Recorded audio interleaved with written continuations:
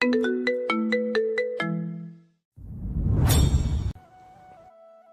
নাকি বাসর ঘর বিনা বাসর করেছি। কথা পেয়ে শিশির এবার ফোন থেকে মুখ তুলে তাকালো কুয়াশার পানে। সে আবারও বলল, নিহার ভাইয়ের বাসর ঘর দেখে বলেছিলাম কি সুন্দর করে সাজিয়েছে, তা থেকে। শিশির তা শুনে ফোন এবার রাখলো পাশে। বালিশের উপর থেকে এক হাতে ভর দিয়ে মাথা ধরে শুয়ে কুয়াশার দিকে ঘুরে পূর্ণ দৃষ্টি দিল। সে বলল, তোর বাসর ঘর সাজিয়ে বাসর করার ইচ্ছে ছিল, এখন নেই। আরে আগে বলিসনি কেন? কখন বলতাম? বিয়ে কি আমাদের তেমন হয়েছে? ওসব বিয়ের সাথেই মানায়। বিয়ে যখন আর সবার থেকে ইউনিক হয়েছে, সো বাসরও ইউনিকই হয়েছে। আমরা কাপলও ইউনিক। অনুষ্ঠান করে বিয়ের ইচ্ছে ছিল? তুষার তুহিন ভাইয়ার বিয়েতে দেখেছিলাম, ইচ্ছে হতো ওভাবে বিয়ে করার। আমি বাবার সাথে কথা বলবো। বাবারা তো বলেছিল আমরা মানলে বড় অনুষ্ঠান করবে। ঢাকায় চলে গেলাম, এই জন্য আর হয়ে ওঠেনি। তার উপর বাবার ওই অবস্থা হলো, ফ্যামিলি ক্রাইসিস দেখেছিলে তো, এই জন্য আমিও কিছু বলিনি, নিজেও পড়াশোনা করছিলাম। আরে ধুর, ওসবের এখন আর কোনো ইচ্ছে নেই আমার। আমাদের বিয়ে ওটাই ভালো ছিল। এখানে আয়োজন করে আবার কি হবে এতগুলো বছর পর, বলো? আমার কি আর মায়ের বাড়ি আছে আলাদা? কোনো মজাই হবে না। সবই তো হয়ে গেছে, এখন আবার নতুন করে ঢং করার কোনো ইচ্ছে নেই। আমি বলেছি অন্য কোথাও বিয়ে হলে, মানে অন্য বাড়ি অন্য ছেলের সাথে, সেটা তো হয়নি। এই বাড়িরই মেয়ে, এই বাড়িরই ছেলে, তো এইসব ঢং করে এখন কি হবে বলো? অযথাই টাকা নষ্ট ছাড়া আর কিছুই না। আমাদের ওই বিয়ে পারফেক্ট ছিল, সারা জীবন মনে রাখার মতো। হায় রে, কিভাবেই না জোর করে বিয়ে দিয়েছিল। সেদিনের কথা ভাবলে এখনো বুকটা আমার ফাইটটা যায়। কিভাবে না একটা গলা চুলকানোর গোডাউনের গলায় ঝুলিয়ে দিয়েছিল সকলে, লাইক বানরের গলায় মুক্তোর মালা। শিশির আগের কথা যেমন তেমন, শেষের কথা শুনে ক্রমেই ভ্রু কুচকে নিয়ে রেগে উঠল। কত বড় সাহসী গোবর ঠাসার, মানে তাকে বানর বলল? শিশির রেগে মেগে দাঁতে দাঁত চেপে বলল, গোবর ঠাসার বাচ্চা! বলেই দু হাতে কুয়াশার পেট ধরে নিজের শরীরের উপর তুলে নিয়ে চিত হয়ে শুয়ে পড়ল।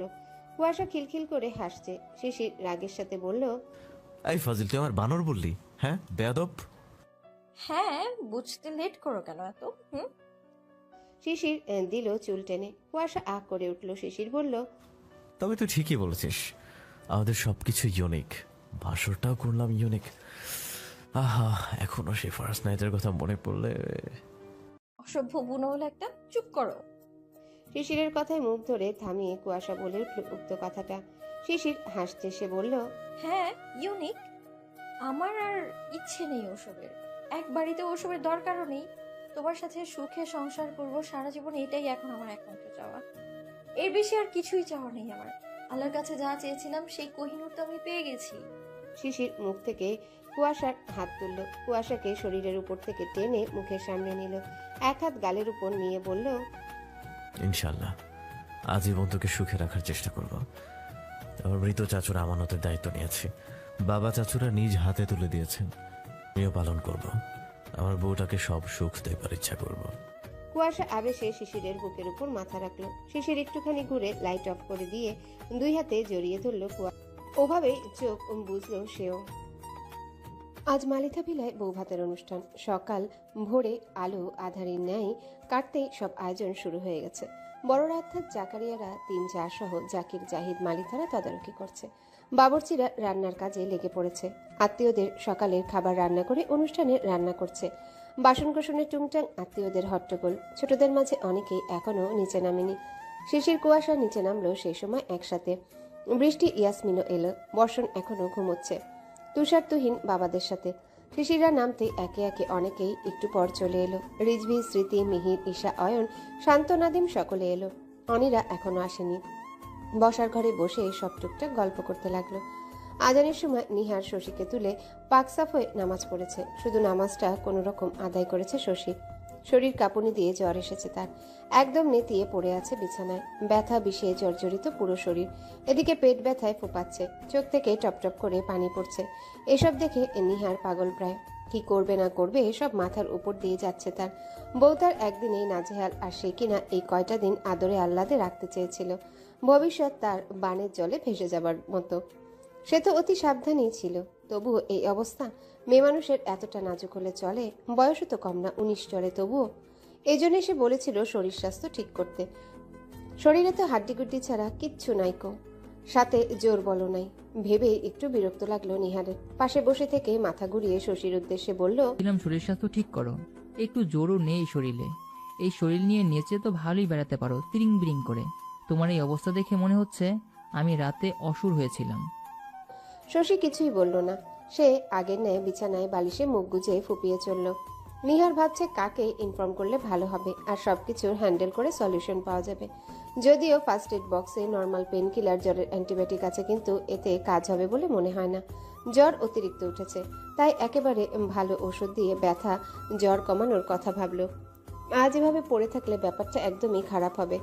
ডক্টরের পরামর্শ নিতেই হবে, ভালো ঔষধ দিতে হবে। ভাবতে ভাবতে সে আগে শশীকে থামানোর প্রস্তুতি নিল। বউটা তার বাচ্চার সাথে অতিরিক্ত নাজুক হাড়ে হাড়ে টের পেয়েছে। এরপর থেকে নিজের আরো সাবধান হতে হবে ভেবে শশীকে হাত ধরে তুলে নিজে আধা শোয়া হয়ে বসেছিল সেই কোলে বউকে বসে জড়িয়ে নিল। বুকের উপর মাথাটা নিয়ে বাচ্চাদের মতো করে জড়িয়ে ধরল। শশীও চুপটি করে রইল। জ্বরে পুড়ে যাচ্ছে, কি যে করবে মেয়েটাকে নিয়ে। বাড়ি ভর্তি আত্মীয় স্বজন, কি ভাববে। লজ্জায় মাথা কাটা যাবে বইয়ের এই অবস্থা টের পেলে। একে যত জলদি সুস্থ করা যায় ততই ভালো ভেবে বলল, খুব ব্যথা করছে? হ্যাঁ। জ্বরও ভালোই তুটছে। বলেই কপালে চুমু দিল। দুই হাতের আজলায় নিয়ে আহ্লাদি বাণী ছুড়ল, সরি পাখি, কেঁদো না। আমি সরি, বউ হিসেবে আমি পারফেক্ট না আপনার। আপনার কোনো দোষ নেই। নিহার বিদ্যুৎ গতিতে শশীর মুখের দিকে তাকালো। শশী লজ্জা পেয়ে গেল, তবুও বলল, আপনি পারফেক্ট স্বামী, সব দিক দিয়ে পারফেক্ট। ইস্রে পাকা তো আর সাধে বলি না, বাচ্চা বউ আমার কি পাকা দেখো। শশী মুখ খুলে শব্দহীন হেসে ফেলল। নিহারের বুকে কপাল ঠেকিয়ে দিল। নিহারও ঠোঁট টিপে হাসল। বুকের সাথে চেপে ধরে কল দিল শান্তকে। ওপাশ থেকে রিসিভ করলে সে বলল, শালা, ঘুম তোদের ভাঙেনি? সারা রাত কি করেছিলি তোরা? শালা, আমাদের ঘুম ঠিকই ভাঙছে, তোরই ভাঙেনি। সারা রাত জায়গায় তুমি ছিলা বেটা, আমরা না। এখন উল্টা গালাবাজি রাখ আর বল কি হয়েছে। নিহার এবার শীতল হলো। হুমকি দেয়া স্বর করে বলল, মেসেজ করছি, যা বলবো একদম কাটা কাটা করবি, নয়তো আজ আমার নতুন জোতা জোড়া ছিঁড়ি ছাড়বো কিন্তু। বলেই কল কেটে দিল। মেসেজ করে সেন্ড করলো। শশী হতবাক হয়ে গেল, বলল, এইসব কি? না, শান্ত ভাইয়াকে এসব বলেছেন? শুধু বলেছি শিশিরকে সাথে করে ডক্টরের কাছে যেতে, এছাড়া তো উপায়ও নেই। আমি এখন বেরোতে পারবো না, ভাইরা নানান রকম প্রশ্ন করবে, বিব্রত হব, লজ্জায় পড়তে হতো পরিবারের সামনে, তাই ওসব ঝামেলায় গেলাম না। শিশির সবটা হ্যান্ডেল করে নিবে ওইদিকে। ভাই আমার প্রচুর বুদ্ধিমান, ডক্টরের কাছে নিয়ে গিয়ে কল করাবে সরাসরি, ডক্টরকে আমি নিজেই বলবো। শশীর তবুও লজ্জা লাগছে, বলল, লজ্জা পাচ্ছি আমি। বলে মুখ ঢাকলো বুকে।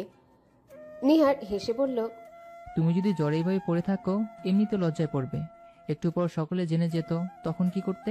আর পরামর্শ অনুযায়ী ভালো ঔষধ খেলে 1-2 ঘন্টার মাঝে কমে যাবে সবটা, তাহলে ম্যানেজ করে নিতে পারবো, বুঝলে? আমি চাই না আমার বউ গুরুজনদের সামনে লজ্জায় পড়ুক। শিশির আমার ভাই ঠিকই, কিন্তু ওর সাথে আমার বন্ধুর মতো সম্পর্ক। আর তোমার বড় ভাইও তাই, ওকেও সরাসরি কিছু বললাম না, এমনি বুঝে নেবে। সব দিকে বিবেচনা করে এটাই বেটার মনে হলো আমার। সো নর্মাল হও। শশী মুগ্ধ হলো স্বামীর উপর। কি সুন্দর পরিবার থেকে বউকে প্রোটেক্ট করে নিচ্ছে।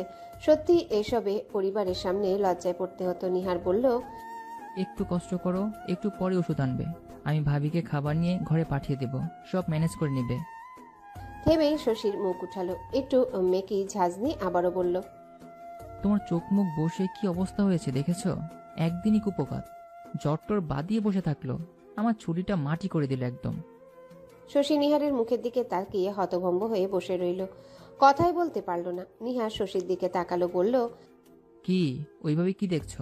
ভুল বলেছি আমি? শশী বিরক্ত হয়ে নিহারের বুকে কামড় বসিয়ে দিল, বলল, হ্যাঁ, ভুলই বলেছেন, ফাজির পুরুষ লোক। বাচ্চা মেয়ের সাহস দেখেছো? শশী ভেঙচি কেটে কাঁধে মাথা এলিয়ে দিল।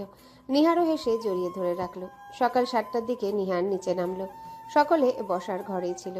বৃষ্টিরও সকলে বসে আছে। শিশির শান্ত মাত্রই এলো। নিহার বৃষ্টির কাছে গিয়ে বলল, ভাবি, হ্যাঁ দেবরজি। উঠে এসে একটু। বৃষ্টি আসলে জিজ্ঞাসা করলো ডাকার কারণ। সে বলল, একটু পরে যাও, শশীর জ্বর উঠেছে, শিশির ওষুধ এনেছে, ওই দেখো দাঁড়িয়ে আছে, নিয়ে গিয়ে খাইয়ে দাও, একটু খাবার নিয়ে যেও, ম্যানেজ করো সবটা। নিহার কথাগুলো বলতে খুবই বিব্রত হলো।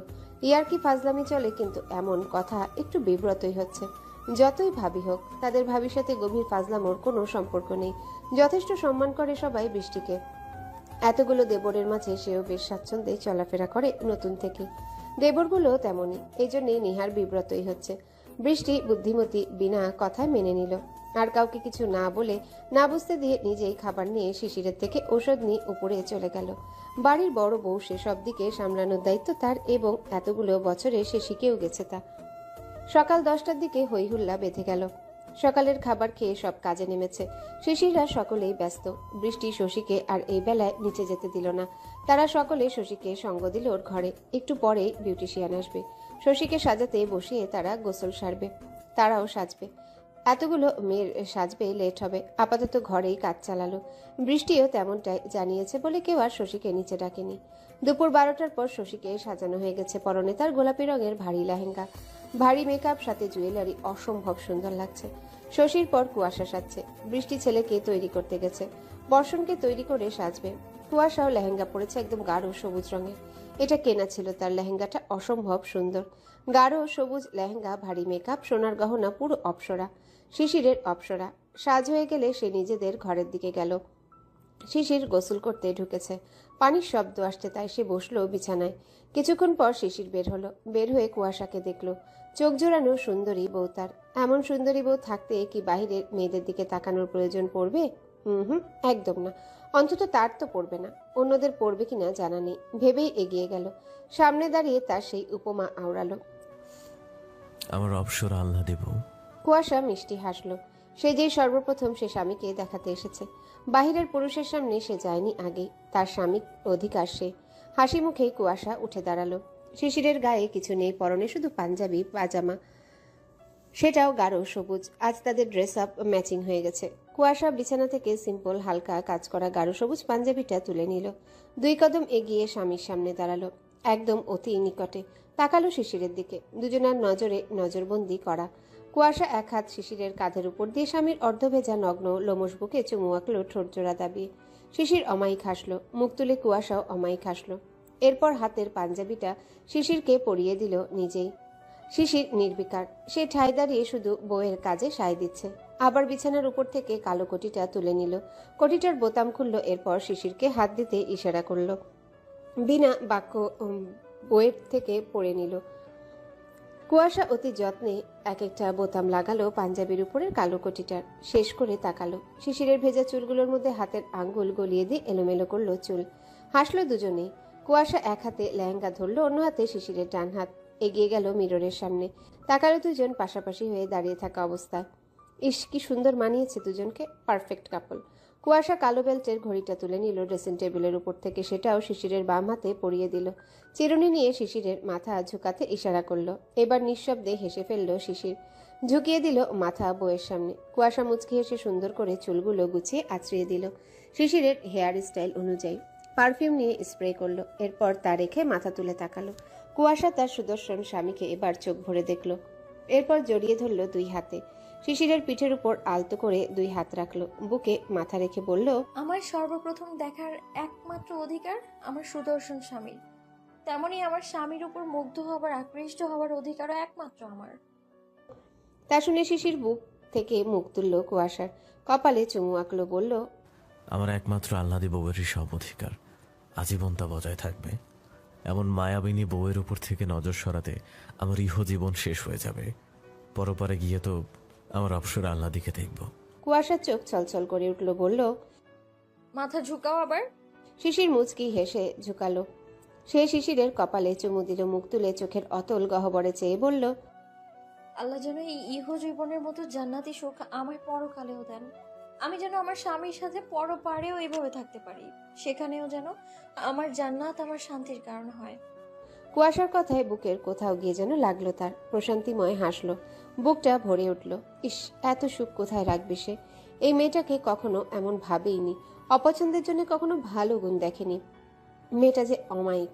পরিবারের একমাত্র মেয়েরা যদি এত এত ভালোবাসা পায়, তারা হয় নাদান। আর তার বউ দেখো কি বুদ্ধিমতী, আহ্লাদি বাবা, চাচি, চাচুদের ভাইদের কাছে আহ্লাদি। এখন তার একমাত্র আহ্লাদি। এই মেয়ের সাথে সংসার করতেও তার শান্তি মনে হয়। সারা জীবনেও বোধহয় বিরক্তি আসবে না। আসবে কি করে? মেয়েটা তো সেই সুযোগই দিচ্ছে না। 3টা বছর হতে যাচ্ছে, এখনো রোজ রোজ সম্পর্কের নতুনত্ব পায় সে। মেয়েটা রোজ নতুন নতুন অনুভূতির সাথে পরিচয় করায়। কুয়াশা হাসলো। এরপর জুতোর র্যাক থেকে শিশিরের জুতো আনলো। সামনে লেহেঙ্গা একটু তুলে নিয়ে বসলো হাঁটু মুড়িয়ে। শিশির হতবাক, অবাক হলো। বিমূঢ় বদনে চেয়ে রইল। একটা জুতো নিয়ে মাথা তুলে বলল, পা দাও। শিশির তড়াক বলল, ওঠ, আমি পরে নিচ্ছি। বেশি বলো সব সময়, পা দিতে বলেছি না, দাও। বিরক্ত আর জিদ্দি সর্দার। শিশির উপায় না পেয়ে দিল। একে একে 2 পায়ে পরিয়ে দিল। এরপর উঠে পড়ল। তাকালো শিশিরের পানে। শিশির অনিমেষ চেয়ে বইয়ের দিকে। এরপর হাত ধরে টেনে শক্ত করে বুকের সাথে জড়িয়ে নিল। কুয়াশাও ধরল। হাসল সে। সময় নিয়ে জড়িয়ে নিজের বুকের প্রশান্তি মেটালো। বইয়ের উন্মুক্ত কাঁধে চুমু দিল ঠোঁটজোড়া রেখে। ছেড়ে দিয়ে উন্মুক্ত বুকে চুমু দিল। এমন লক্ষ্মীমন্ত বইয়ের প্রতি সে আবেগী হয়ে উঠল। তাকিয়ে দুজনাই মুচকি হাসল। শিশির বইয়ের হাত ধরল শক্ত করে, আঙ্গুলের মাঝে আঙ্গুল গলিয়ে দিয়ে। এরপর বলল, চল। বলেই পা বাড়ালো। কুয়াশাও বিনা বাক্যে পায়ে পা মিলালো। নিচে নামলো শিশির, কুয়াশা হাত ধরে একসাথে। দুজনের ড্রেস আপ মিলে যাওয়াতে সকলের চোখে পড়ল। মুগ্ধ হলো উপস্থিতরা। জাকিয়া, আজমিরা পাশাপাশি দাঁড়িয়েছিলেন। দুজনেই অমায়িক হাসলেন। কি সুন্দর মানিয়েছে দুজনকে। প্রাণ ভরে তাদের ছেলে মেয়েকে দোয়া দিলেন। নিহার শশীকে আগেই বৃষ্টিরা নামিয়ে এনেছে। সকল আত্মীয়রা চলে এসেছে। নিহারের পরনেও গোলাপি পাঞ্জাবির সাথে কালো কোটি। পুরুষরা একই রকম পড়েছে। দুপুর 3টার দিকে খাওয়া দাওয়ার পর্ব শেষ করলো। হানিফ সাহেব মেয়ে আর মেয়ে জামাইকে নিয়ে যাওয়ার তাড়া দেখালেন। সকলেই সম্মতি দিলেন। জাকির মালিথা জলদি বেরিয়ে পড়তে বললেন। জাকিয়া, আম্বিয়া, আজমিরা নতুন বৌমাকে বিদায় দিলেন। 3টার পর ওরা চলে গেল। অনি আর ওর স্বামী চলে গেল। অভি ওর বউকে নিয়ে চলে গেল। রিজভিয়া স্মৃতিকে নিয়ে চলে গেল। থাকলো শুধু আম্বিয়ার বোন জামাই অয়ন, ঈশা। ঈশার বাবা মা চলে গেলেন সকলের থেকে বিদায় নিয়ে। সাব্বিব আজ থাকবে বড় ফুপুর বাড়ি। বিকাল হতে হতে বাড়ি ফাঁকা হয়ে গেল অনেকটা। বর্ষণ দূর দূর করে বেড়াচ্ছে বসার ঘরে। হিম কোলে তুলে নিল, নিয়ে বসলো সোফায়। চেঞ্জ করতে গেছে সকলে উপরে, আর পুচকুটাকে নিচে রেখে গেছে। জাকিয়ারা অবশ্য দেখছেন বসে, সে খেলা করে বেড়াচ্ছে। হিমকে পেয়ে ডাকলো, তাতু, বোম। হিম তা শুনে চুমু দিল গালে, নরম তুলতুলে গাল। খেলতে লাগলো হিমের সাথে সে। সন্ধ্যা গড়িয়ে রাত নেমেছে।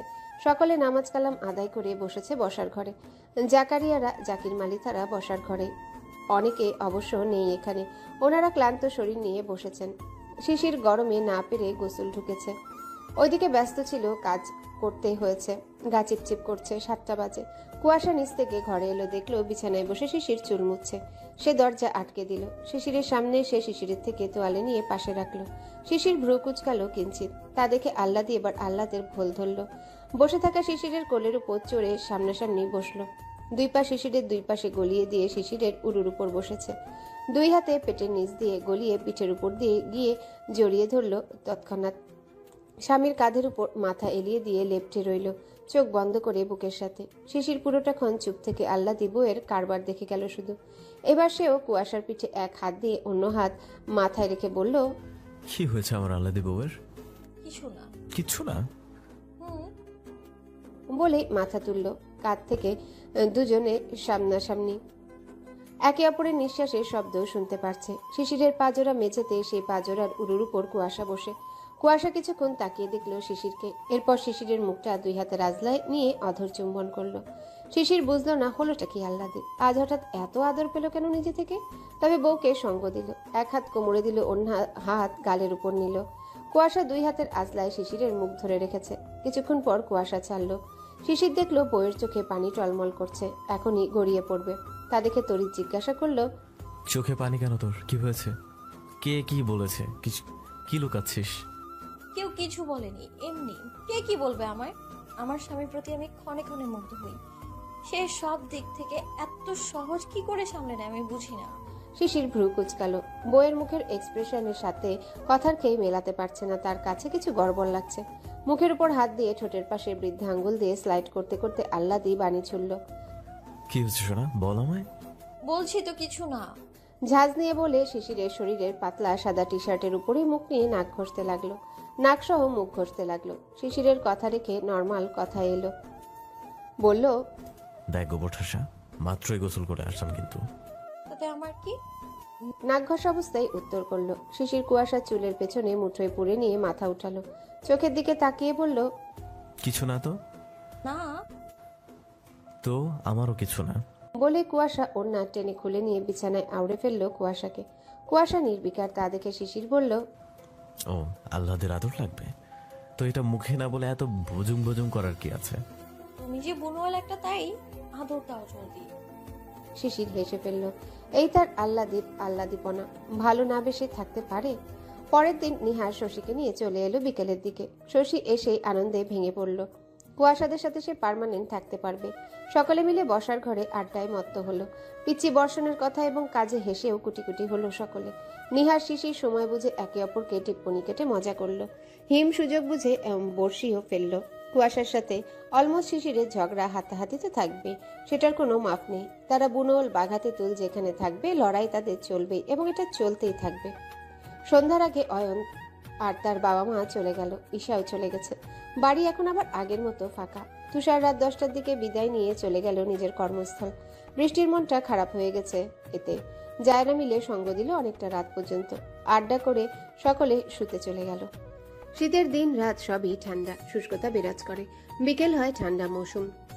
সূর্যহীন এই বিকেলে দুজোড়া চোখ ব্যালকনিতে দাঁড়িয়ে দূরের আকাশের মেঘসহ প্রকৃতির গাছপালা দেখতে ব্যস্ত।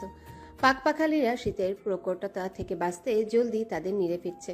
সারাদিন নিজেদের কাজে ব্যস্ত থেকে দিন পার করেছে। চোখজোড়া যেমন ব্যস্ত প্রকৃতি দেখতে ব্যস্ত, তেমনি তার মস্তিষ্কও চিন্তায় মগ্ন। ভাবনারা লুটোপুটি খাচ্ছে।